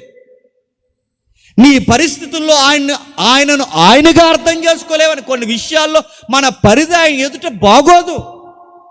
ఆయన ఆ రోజు ఆయన అన్నాడు, ఇదిగో మీ చేతనగునా. అసలు మీరు తాగుతారా? నా గిన్నెలో తాగుతాంటే గిన్నెలో తాగడం అంటే అనుకున్నారు, ద్రాక్షరసం అనుకుంటున్నారు. అప్పుడు కూడా అన్ని బాధల్లో కూడా అది కూడా వాళ్ళకి అర్థం అవ్వలేదు. నా గిన్నెలోది మీరు తాగలరంటే వెనకాల యోహాను యాకోబు శిష్యులందరూ అన్నారు తాగేస్తాం అన్నారు. తాగడానికి ఏదైనా గ్రేప్ జ్యూసా? ఆయన చెప్పేది ఏ విషయం? నా గిన్నె అంటే సిలువ, శ్రమ, బాధ, వెలువేత, చంపేస్తారు, ఒంటరిని చేసి రంపాలతో చేస్తారు. అలాంటి బాధను మీరు దిగమింగగలరా అని అంటే అది అర్థం కాకుండా అన్నారట, ఇంకా ఎక్కువ తాగేస్తాం అన్నారట. ఏం అర్థం అవట్లేదు చూడండి. మనలాగే సంఘాలకు వస్తున్నారు పోతున్నారు, మనలాగే ప్రభు దగ్గరకు వస్తున్నారు పోతున్నారు, మనలాగే మోకాళ్ళు వేస్తున్నారు, ప్రార్థన చేస్తున్నారు, మనలాగే ప్రభువుకు దగ్గర కొట్టున్నారు, వెళుతున్నారు, మనలాగే మనకన్నా ముందే ప్రభుని గిచ్చి వారి ప్రతి మాట అవగాహన లేని మాట ఏడిపించేశారు. అప్పుడు ఆయన అంటున్నాడు, మీ చేతనగున మీరు తాగగలరంటే అప్పుడు శిష్యులందరూ ఒక మాట అంటున్నారు చూడండి 47వ వచనంలో. తక్కిన 10 మంది శిష్యులు ఆ మాట విని, ఏ మాట విని? తక్కిన 10 మంది శిష్యులు ఆ మాట విని, ఏ మాట విని? నీ కుడి వైపున ఒకడికి, ఎడం వైపు ఒకడికి, వాళ్ళిద్దరూ సీట్లు పంచేమని అడిగితే 10 మంది ఏమన్నారట? యాకోబు యోహానుల మీద కోపపడసాగిరి. ఆ మాట కాదు, మళ్ళీ బాధ. ఇప్పుడే గతించాడు. నా గిన్నెలోనే తాగలరంటే వాళ్ళిద్దరిని చూసి అన్నారట, గిన్నె లేదు, తర్వాత ద్రాక్ష రెండు పక్కనట్టండి, అసలు మీ ఇద్దరు రెండు తీసుకుంటే మరి మేమో అన్నారట. ఎవరు? చూడండి అస్సలు ఎలా ఉందో చూడండి. ఆయన చుట్టూ వాతావరణం ఎంత ఘోరంగా ఉందో, ఎలా ఉన్నారో చూడండి. ఆయన చనిపోతున్నాడన్న బాధ లేదు, ఆయన విమర్శిస్తారన్న బాధ లేదు, ఆయన అవమానిస్తారన్న బాధ లేదు. ఇప్పుడు నన్ను చంపేస్తున్నారు, రేపు పొద్దున్న నెక్స్ట్ చంపబోయేది మిమ్మల్ని అంటే ఈ 10 మంది కూడుకుని అన్నారట, మీ ఇద్దరికి 2 సీట్లు ఇచ్చేస్తే మరి మాకు సిరాకు వచ్చేసింది మీ మీద అన్నారట. ఇంకానా తట్టుకోలేకపోయాడు, ఒప్పుకోలేకపోయాడు. వాళ్ళ మాటలు వింటూ అప్పుడు అన్నాడు 42వ వచనంలో, ఇప్పుడు చదవండి అర్థమవుద్ది. యేసు వారిని తన యొద్దకు పిలిచి వారితో ఇట్లనెను, అన్యజనులు అధికారులని ఎంచబడిన వారు వారి మీద ప్రభుత్వము చేస్తారు, వారిలో గొప్పవారు వారి మీద అధికారము చేదురని మీకు తెలియను. అక్కడ కావాలని అంటున్నాడు చూడండి. అన్యజనులు ప్రభుత్వాలు ఉంటాయి, అన్యజనుల్లో గొప్పవారు ఉంటారు, అన్యజనుల్లో అధికారాలు ఉంటాయి, కానీ మీలో అలా ఉండకూడదు. అన్యజనులు రకరకాల పోకడలకు పోతారు, మీరు అలా ఉండకూడదు.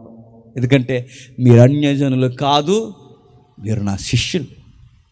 క్రైస్తవులు అనబడే రేపొద్దున్న నా గిన్నెలోనిది త్రాగలసిన వారు మీరెందుకు ఇలా ఉన్నారు? చంటి పిల్లని తీసుకొచ్చి ఆ రోజు వాళ్ళ కళ్ళ ఎదుటే నిరూపించినది. ఇదిగో నా వెనకున్నవాడు ఎవడైనా ఒక విషయం నేర్చుకుంటారు అబ్బాయిలు. ఆ మార్గం మధ్యలో కూడా చెప్పాడు, మీలో ఉన్న ప్రతి ఒక్కడు ఈ చిన్న పిల్లవాని వలె ఉండాలన్న. చిన్న పిల్లల్లో ఉండడం అంటే చిన్నపిల్లలోని షెడ్యూల్ వేసి తిరగమన, చిన్న పిల్లల్లో ఉండడం అంటే నిక్కర్లేసి తిరగమన, చిన్న పిల్లల్లో ఉండడం అంటే చిన్న చిన్న మాటలు మాట్లాడమన. చిన్న పిల్లల అంటే వాళ్ళు ఎలా ఉంటారు చెప్పిన, అప్పుడే అక్కడక్కడే పోట్లాడుకుంటారు, పక్కొచ్చి ఇద్దరు కలిసి ఒకే ఐటెం కలిసి తింటారు. వాళ్ళు పగలుండవు, వాళ్ళ ప్రతీకారాలు ఉండవు, వాళ్ళ సింహాసనం గొడవలు ఉండవు. అలాంటివి అంటే ఏంటో వాళ్ళకి తెలియదు. వాళ్ళు ఎలా ఉంటారు తెలుసా? కలిసి ఆడుకుంటారు, కలిసి తిరుగుతారు, కలిసి నిద్రపోతారు. చిన్నపిల్లల్లో ఉన్నారు. వాళ్ళ అసూయలుండవు. ప్రభు ఇంకా చెప్పాడు, పోనీ ఆ చిన్నపిల్లల సందర్భం అర్థం కాకపోయినా మీకు ఈ లోక అధికారాలైనా చూపించి చెప్తున్నాను. వాళ్ళ ప్రభుత్వాలు చేస్తారు, వాళ్ళు అధికారాలు చేస్తారు, వారు గొప్పవారని చెప్పుకుంటారు. మీలో అలా ఉండకండి. మీలో టీమ్స్ మెయింటైన్ చేయకండి. మీలో గుంపులు వ్యవహార శైలి పాటించకండి. మన సంఘాల్లో గుంపు వ్యవహారాలు ఉంటాయంటే ఉంటాయి.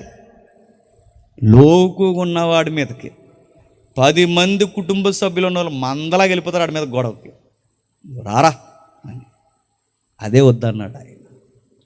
మనుషులను చూసో, మందలను చూసో, అధికారాలు చూసో లోకు వేసి ఎత్తుగళ్ళ మానేయండి. మీలో అలా ఉండకూడదు. మీరు ఎలా ఉండాలి తెలుసా?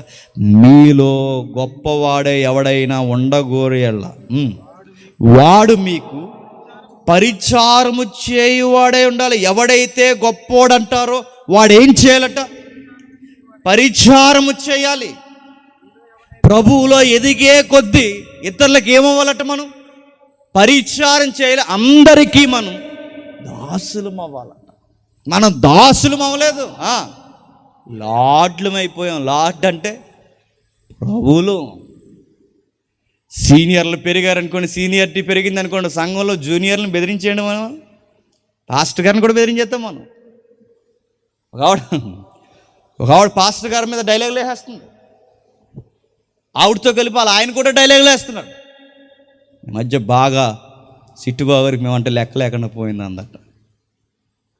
అంటే కొత్తగా వచ్చిన ఎక్కువైపోరండి ఈ మధ్య ఆయనకి.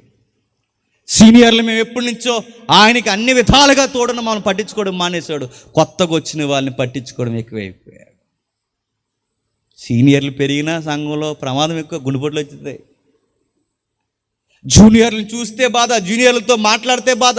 వాళ్ళు మాట్లాడే మాటలు చాలా వికారంగా ఉంటాయి. అసలు మనం ఎదిగే కొద్దీ, సీనియారిటీ ఎదిగే కొద్దీ అందరికీ సర్వీస్ చేసేలా ఉండాలి. మనం ఇంకా సర్వీస్ చేసుకునే స్థితిలో ఉండాలి. సర్వీస్ అంటే పరిచర్య మనం చేయాలి తప్ప చేయించుకోకూడదు.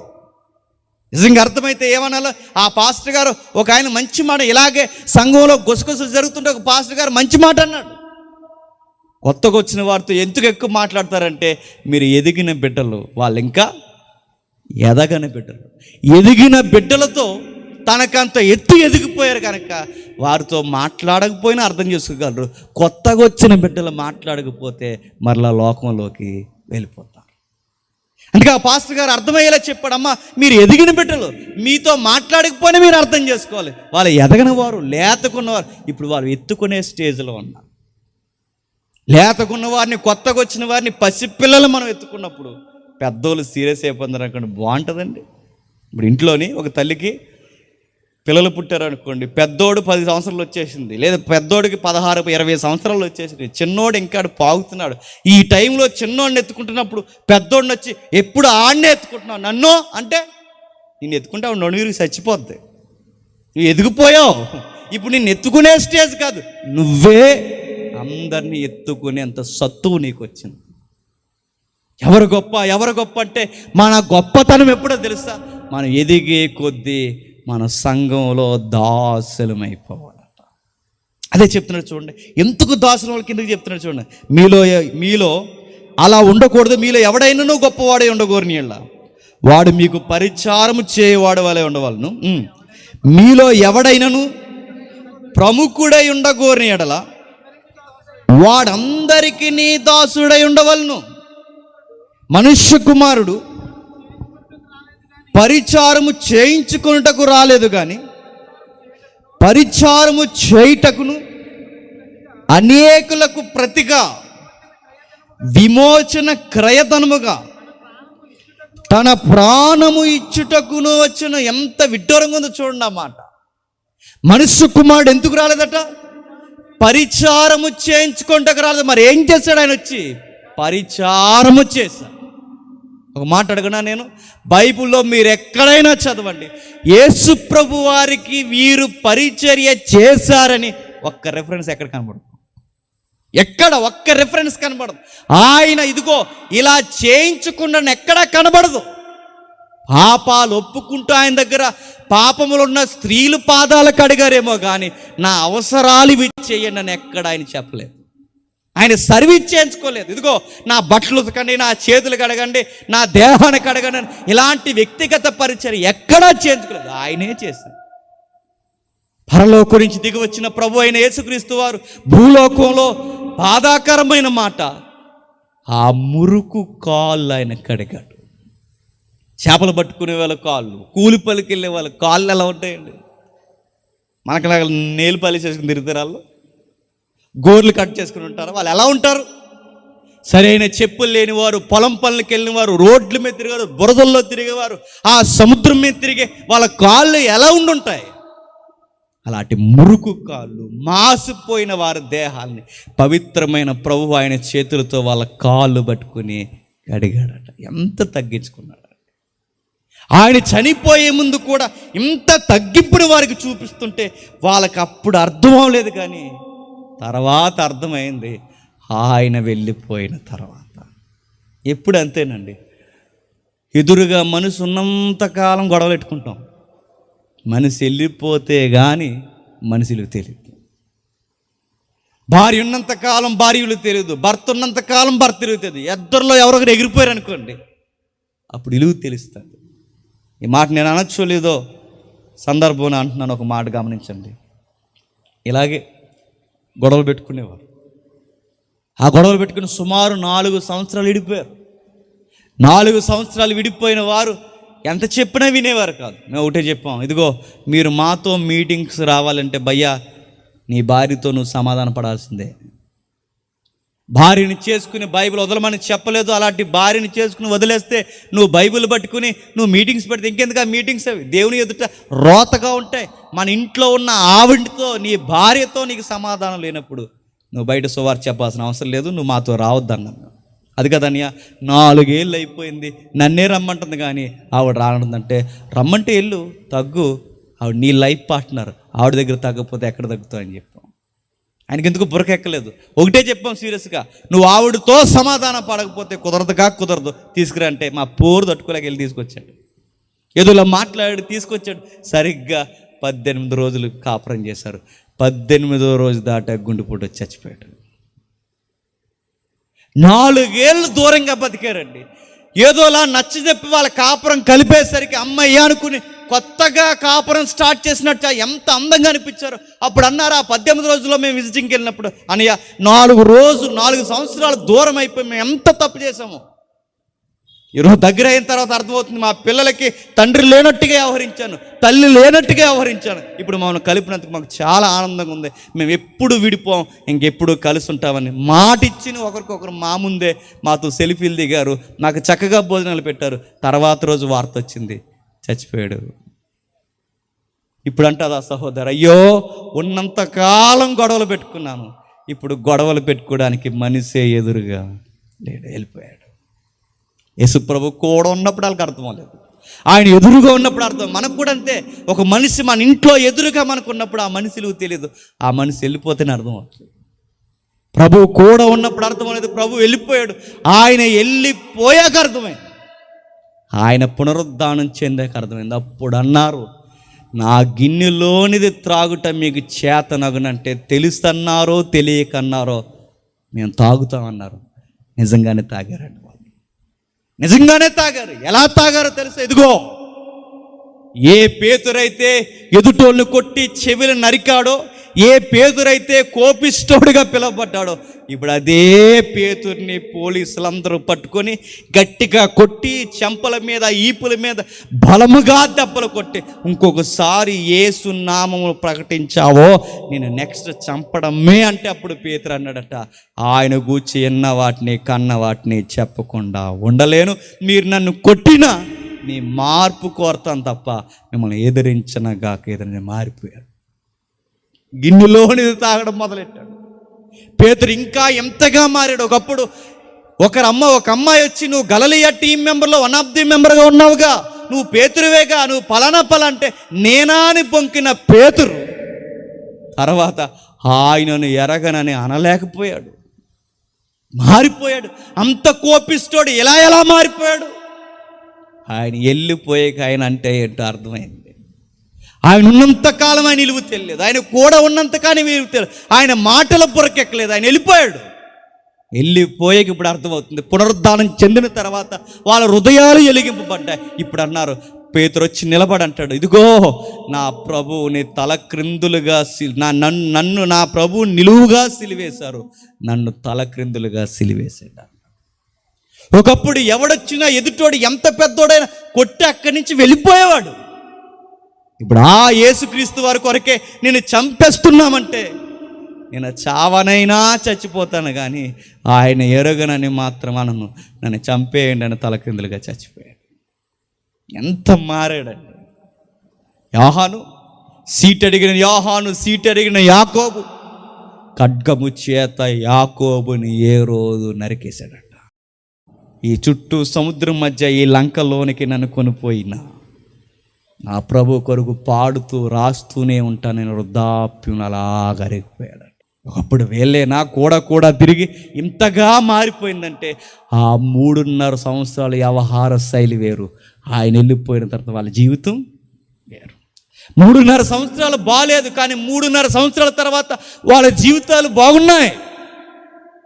నేను అడుగుతున్నాను, మన సంఘానికి వచ్చి ఎన్ని సంవత్సరాలు అవుతుంది? నేను అడుగుతున్నాను. 3 దాటేసిన చాలామంది ఉన్నారు ఇక్కడ. మన సంఘానికి వచ్చి ఎన్ని సంవత్సరాలు అవుతుంది? 5, 10, 20, 30 సిల్వర్ జూబ్లీ అన్నీ దాటేసాం మనం. ఇంత దాటినా ఇంకా 3.5 సంవత్సరాల్లో అర్థం కాని శిష్యులు వ్యవహరించినట్టే చెప్పండి. ఇన్ని సంవత్సరాలైనా మనం వ్యవహరిస్తున్నాం. ఇంకా కొట్లాటలు, ఇంకా దోసర మాటలు, ఇంకా ఒకరి మీద ఒకరి నిందలు, ఇంకా పాప మాటలు, ఇంకా అవే సంఘ నాయకుల్ని ఎదిరించడాలు. ఇవన్నీ ప్రభు అంటున్నాడు, మీ చేతనగునా అని. శిష్యులందరూ ఎలా చనిపోయారంటే సంఘ చరిత్ర చదవండి. ఎక్కడో ఆసియాలో, మిడిల్ ఆసియాలో ఉన్న తోమ మన ఇండియాకు వచ్చి అన్యజనులకు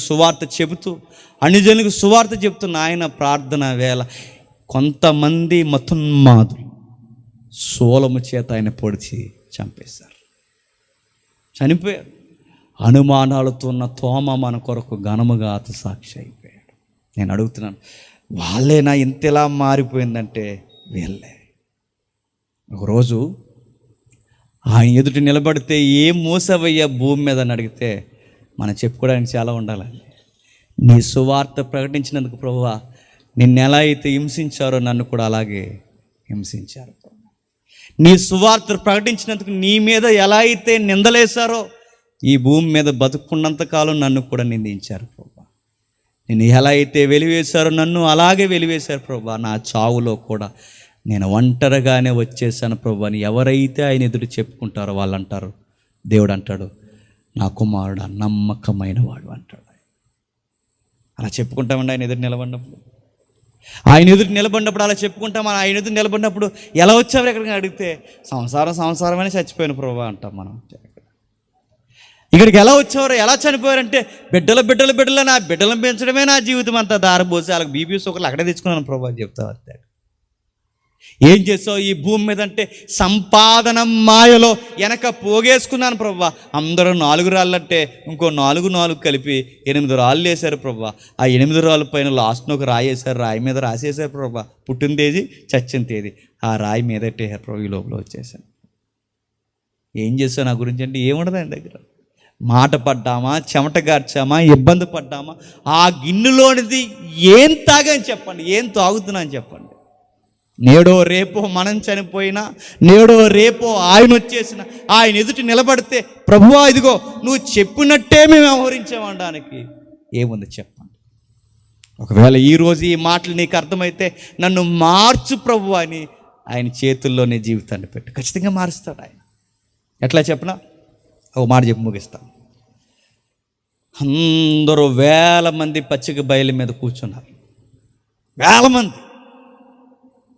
ప్రభు వేల మందికి వాక్యం చెప్తున్నాడు. ఎందుకో మరి ఆయన ప్రసంగం ఎత్తుకుంటే 3 రోజులైనా ప్రసంగం అయ్యేది కదట. ఎవరిది? యేసుక్రీస్తు. ఆయన అలా చెప్పేవాడు పబ్లిక్ అలా వినేవారు. ఎందుకంటే ఆయన సరి అయిన బోధకుడు, అంత బాగా చెప్తాడు ఆయన. 3 గంటల తర్వాత ఆయన ప్రసంగం ఆపేస్తే అప్పుడైపోయిందా అంటారు ఆయన. మనం 3 నిమిషాలు చెప్తే ఇంకా ముగించరేటి అన్నట్టుంటుంది మనం. ఆయన చెప్తే 3 రోజులైనా అన్నం మర్చిపోయేవారు, దాహం మర్చిపోయేవారు, రోజు మర్చిపోయేవారు, టైం మర్చిపోయేవారు, అన్నీ మర్చిపోయేవారు. అలా పచ్చిక బయలు మీద కూర్చున్నారు. జనులందరూ మర్చిపోయి ఆయన వైపు చూసి, ఆకలిని కూడా మర్చిపోతే ప్రభువారి వైపు చూసి, మనుష్య హృదయాన్ని ఎరిగిన దేవుడు వీళ్ళకి టయానికి ఆహారం కావాలని, వీళ్ళకి ఆహారం పెట్టడానికి వీళ్ళ దగ్గర ఏమున్నాయి ఎతకండి అన్నాడు. అన్నీ ఎతికారు, అందరినీ అడిగారు, మీ దగ్గర ఏముందో చెప్పండి, దాన్ని ఫలభర్తం చేసి అందరికీ ఆహారం పెడతామంటే 5,000 మందిలో ఒక్కరి దగ్గర కూడా ఏమీ లేవట. లేవా ఉన్నా ఇవ్వలేదా చెప్పండి. కనీసం టిఫిన్ బాక్స్ తెచ్చుకుని ఉండరండి. ఉన్నా ఇవ్వలేదు. కానీ ఒకడు ఇచ్చాడు, అమాయకుడు. ఎవరు? ఆ పసిగాడు. ఆ పసి బాలుడు ఇచ్చాడు. వాడి దగ్గర ఎన్ని ఉన్నాయట? ఎన్ని? 5 రొట్లు 2 చిన్న చేపలు. ఆ 2 చేపలు 5 రొట్టెలను పట్టుకెళ్ళి ఆయన చేతిలో పెట్టారు. ఓ మాట అడుగుతున్నాను చెప్పండి. ఆ 2 చేపలు 5 రొట్టెలు ఆయన చేతుల్లో పెడితే 2 చేపలు 5,000 మందికి ఆహారం అయిందట. 5 రొట్లు 5,000 మందికి ఆహారం అయిందట. నేను అడుగుతున్నాను, రొట్టెలే ఆయన చేతిలోకి వెళితే ఆ రొట్టెలు చరిత్ర మారిపోతే, చేపలే ఆయన చేతిలోకి వెళితే ఆ చేపల చరిత్ర మారిపోతే, మనం ఆయన చేతిలోకి వెళ్తే మన జీవిత చరిత్రను కూడా మారుస్తాడు. కోపిష్టైన పేతురుని మార్చాడు, స్వార్థపరులైన అన్నదమ్ములను మార్చాడు, గొప్పతనాన్ని కోరే ఆ 10 మంది శిష్యులను మార్చాడు. ఈరోజు మనం కూడా మారాలి. ప్రభువా నా కోపాన్ని, నా పాపాన్ని మార్చు ప్రభువా అని ఆయన చేతుల్లో మన జీవితాన్ని పెడితే, రొట్టెల చరిత్రే మార్చినవాడు మన జీవిత చరిత్ర కూడా చెప్పండి మార్చేస్తాడు. అనేకులకు సమృద్ధిగా మారుస్తాడు. మనలో ఉన్న ఆహాన్ని చంపుతాడు, మనలో ఉన్న పాపాన్ని చంపుతాడు. అనేకులకు దీవెనకరమైన బిడ్డగా మనం మారుస్తాడు. నువ్వు ఉద్యోగంలో ఉన్నా నీ పైన అధికారులకి దీవెనకరంగా ఉంటావు. నీ సంసార జీవితంలో నీ కుటుంబానికి దీవెనకరంగా ఉంటావు. నువ్వు సంఘంలో ఉన్నా నీ సంఘానికి మేలుకరమైన దీవెనకరమైన బిడ్డగా ఉంటావు. ఎప్పుడో తెలుసా? ప్రభువా నన్ను మార్చి ప్రభువా నీ గిన్నెలోని తాగుతానన్నప్పుడు, ఆ శిష్యుల యొక్క ద్వంద్వ వైఖరిని తీసేసినప్పుడు, అప్పుడు మనం దీవింపబడతాం, అప్పుడు మనం వెలిగింపబడతాం. ఆ విలువలు మనలోకి వచ్చినప్పుడు దేవుని కొరకు ఘనమైన వారికి వెలుగుతాం. లేకపోయింది అనుకోండి, బుద్ధి వచ్చే వరకు బరువు ఎత్తేస్తాడు ఆయన. శిష్యులతో మాట చెప్పాడు. అదే సందర్భంలో ఏమంటే చెప్పినా, 5,000 మందికి ఆహారం పెట్టండి అంటే ఇలా ఒకరికొకరు చూసుకున్నారట పేతురు. 5,000 మందికి భోజనాలు అంటే ఎక్కడ పెడతారండి వాళ్ళు? ఇప్పుడు అందరికీ 3 రోజులు మీకు ఇక్కడ టీ టిఫిన్లు అన్నీ ఎక్కడ అనుకోండి, ఇంక మళ్ళీ మీటింగ్ అంటే ఇంక సిటిపోని ఇక్కడ పెడతాడా? టిఫిన్, లంచ్, డిన్నర్ అన్నీ ఎక్కడ అనుకోండి, ఏమవుతుంది? మీటింగ్ కన్నా మీ భోజనం ఖర్చులు ఎక్కువైపోతాయి. చాలా మీటింగ్లో అది చెప్తాను, భోజనాలు పెట్టకండి, ఎందుకంటే మీటింగ్ కన్నా భోజనాల ఖర్చులు ఎక్కువైపోతాయి. 1,000 మందికి భోజనాలు పెడితేనే మీటింగ్కి దాటేసి ఖర్చులు అవుతాయి. 5,000 మందికి పెట్టాలంటే ఈ పేతురు శిష్యులు ఏమైనా ఆస్తిపరులా? వాళ్ళ దగ్గర డబ్బులు ఏమున్నాయి? ఏమీ లేవు. వాళ్ళు పెట్టమంటే ఒకరికైపు ఒకరు చూసుకుని వాళ్ళు అన్నారట, ప్రభువా ఏం మాట్లాడుతున్నావు ప్రభువా అని. అర్థం లేదు వాళ్ళకి. పైపచ్చికి జనాలకు ఆకలేస్తుందని ఫస్ట్ ఇన్ఫర్మేషన్ తెచ్చింది ఎవరు అనుకుంటున్నారు? ఇలా తెచ్చారు. వాళ్ళకి ఆకలేస్తుంది పంపించి అని. ఎందుకంటే వీళ్ళకి మెసేజ్ మీద లేదు, మారకముందు టైం మీద. చాలామంది ఉంటారండి, మెసేజ్ మీద ఉంటుంది మనసు. 11 అయిపోతుంది, ఇంకా వదలరెడ్డి ఆ టైపు. అలాంటి మనుషులు, అలాంటి వారు ఉన్నారు. ఆ రోజు శిష్యులు కూడా ఉన్నారు. ఉన్నప్పుడు ఏం చేశారు? వచ్చారు. ఆ విషయం జరిగింది ఏంటి చెప్పిన? 5,000 మందికి 5 రొట్లు 2 చేపలు పనిచేసిన తర్వాత సరిగ్గా ఎన్ని గంపలు మిగిలాయట? 12 గంపలు. గంప అంటే ఎరుసలేం గంపలు ఎలా ఉంటాయి చెప్పిన? మనిషిని మింగేసంత ఉంటుంది గంప. పౌలు గారిని యెరూషలేము గోడల మీద నుంచి ఎందులో దించారని ఉంది? గంపలో దించారంటే మనిషిని మింగేసి అంత గంప. ఇప్పుడు 12 గంపలు మిగిలేయట. ఇప్పుడు ఇలా నమ్మలేదు కనుక, మారని స్వభావం రాలేదు కనుక వాళ్ళ మీదకి ఏమెత్తేసాడు? ఆ బరువైన గంపలు ఎత్తి మోసాడు. ఎందుకంటే జీవితంలో మర్చిపోకూడదు. మళ్ళీ ఇంకా జీవితంలో ఒక్కొక్కరికో గంప, పేతురు గంప, యోహాను గంప, యాకోబుకో గంప, ఒక్కొక్కరు గంప మోసినప్పుడు ఆ బరువు మోసిన. ఇప్పుడు మాట్లాడండి, ఎవడ గొప్ప అంటే ఎవడ గంప ఆడుకుంది, ఎవడ గొప్ప కదా. ఇంకా ఎవడ బరువు ఆడుకుంది. మనం మారకపోతే బరువులు ఎత్తుతాడు, మన కోపాలు తగ్గించుకోకపోతే బరువులు ఎత్తుతాడు, మన స్వభావం మారకపోతే మన గరుకైన స్వభావాన్ని అరగొట్టడానికి కొన్ని బరువులు బాధ్యతల మీద పడేస్తాడు. ఊరకే పెట్టలేకపోతున్నాం అనుకోండి, ప్రతిదానికి గొడవలు పెట్టేసుకుంటున్నాం అనుకోండి, ఆ కోపాన్ని ఎలా తగ్గించాలి ఆయనకు బాగా తెలుసు. చాలామంది చూడండి, ఏంటండి ఎలా ఉన్నారంటే, ఎలా ఉన్నారంటే బాగకూడదు అనుకుంటున్నావా అంటున్నాడు. ఆడన్నీ గొడవ ఆడుతో. అలా కాదండి, అలా కాదంటే అలా కాకుండా ఇంకేం దాసావు, ఆడు అంతా కోపమే. ఇప్పుడు అలాంటివాడికి ఒకరోజు విషయం మారిపోయింది. ఎలా మారిపోయింది తెలుసా? ఆడు మంచం పట్టేశాడు. కోపిస్తాడు. ఎవడైనా ఏదన్నంటే ఊరకే గొడవకు వచ్చే వాడికి ఇప్పుడు కిడ్నీ పోయిందని చెప్పారట, హాస్పిటల్లో జాయిన్ చేస్తారు. ఇప్పుడు ఆడి దగ్గరికి వెళ్ళి, అన్నయ్య ఆడు ఎలా అన్నాడురా అంటే ఇప్పుడు ఏమంటాడు? నీలేరా అంటాడు. దేవుడికి తెలుసు నీ వ్యవహారం మార్చుకోకపోతే మంచం బట్టి బరువెక్కించేస్తాడేమనుకుంటున్నావు. చూస్తాడు ఆయన చూస్తాడు. నీ తాపాలు, నీ కోపాలు, నీ స్వభావాన్ని ఆయన గిన్నెలో తాగేంతగా ఆ దాసుని స్వరూపం మనం తెచ్చుకోకపోతే, ఆయన వెనకాలే ఉండి ఆయనతో లేకపోయినా, ఆయన మార్గాల్లో తిరిగి ఆయన మార్గంలో లేకపోయినా ఎవరిని ఎలా మార్చాలో ఆయనకు బాగా తెలుసు. అందుకే ఈరోజు మనం విన్న ఈ మాటల్లో ప్రభు మనకేం నేర్పిస్తున్నాడు? ఆయనే అందరి కొరకు విమోచన క్రయధనం అయిపోయాడు. ప్రభువే తగ్గిపోయాడు. సింహాసనం మీద ఉన్నవాడు ఇతరుల కొరకు తగ్గిపోయాడు. సింహాసనం మీద ఉన్నవాడు ఇతరుల కాళ్ళు పట్టుకున్నాడు. పరలోకం నుంచి దిగి వచ్చినవాడు ఈ మట్టి లోకంలో, ఈ మట్టి రోడ్ల మీద నడిచాడు. ఆయనే అంత తగ్గించుకుంటే మనకి ఏం సింహాసనాలు ఉన్నాయి చెప్పండి? మనకి ఏం గొప్పతనాలు ఉన్నాయి చెప్పండి చెప్పుకోవడానికి? మనం ఏ గొప్పతనాన్ని పోతే చెప్పండి? ఎన్ని గొప్పలు చెప్పుకున్నా, ఎన్ని చేసినా, మేము అదిరా ఇదిరా, మేము తోపులరా తిరుమలు అంటే మన గొప్పతనం ఏంటి చెప్పినా? గట్టిగా 2 మోసం చేస్తే జాయిన్ చేస్తారు. అది మన గొప్పతనం. గట్టిగా పెద్దగా 2 అయిపోయినాయి అనుకోండి, శిలైన్లు ఎట్టిపోతే అయిపోయింది మన గొప్పతనం. ఏ గొప్పతనాలు మన ఆరోగ్యం గొప్పది కాదు, మన ఆయుష్ గొప్పది కాదు, మన మాటలు గొప్పది కాదు, మన పదవులు గొప్పవి కాదు, మన పదాలు గొప్పవి కాదు, మన రాజకీయ అధికారం ఏది గొప్పది కాదు. మన గొప్పతనం ఏదో ఉందంటే ప్రభువు దగ్గర ఎంత తగ్గించుకుంటే అంత గొప్పతనం. తగ్గించుకునే కొలది ఆయన దగ్గర హెచ్చింపబడతాం. ఆయన మనకిచ్చే జీవ కిరీటం ఒకే ఒక్కటి. ఇదిగో చెబుతున్నాడు, ఇతరులకి మీరు ప్రాణము పెట్టబద్దులై ఉన్నారు. ప్రభు అదే చేశాడు. ఇదిగో నన్ను వెళ్ళిపోతున్నప్పుడు నా మాటలు మీకు అర్థమయ్యలేదో, వెళ్ళిపోయిన తర్వాత అర్థమైనాయి. ఇప్పుడు నేను అడుగుతున్నాను, ఇప్పుడు ఆయన వెళ్ళిపోయే స్టేజ్లో లేడు, వచ్చే స్టేజ్లో ఉన్నాడు. నేడో రేపో వచ్చేస్తాడు. వెళ్ళినవాడు నేడో రేపో వస్తాడు.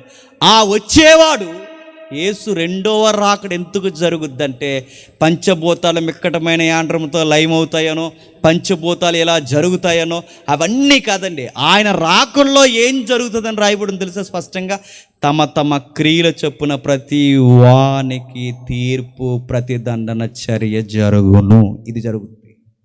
ఆయన వచ్చే రాకుల్లో ఎవడేం చేశాడో, నువ్వు సంఘంలో ఎలా వ్యవహరించావో, సేవలో ఎలా వ్యవహరించావో, నీ సంసారంలో ఎలా ఉన్నావో, లోకంలో ఉన్నప్పుడు, సంఘానికి వచ్చినప్పుడు ఇవన్నీ లెక్కలేస్తాడు. ఆయన వచ్చినప్పుడు తమ తమ క్రియలను బట్టి ప్రతి వానికి ప్రతి దండన చేయి. అందుకే ప్రభు మనకు నేర్పిస్తున్నాడు, మన ఆవేశాలు, మన మాటలు, మన గొప్పతనం వద్దు.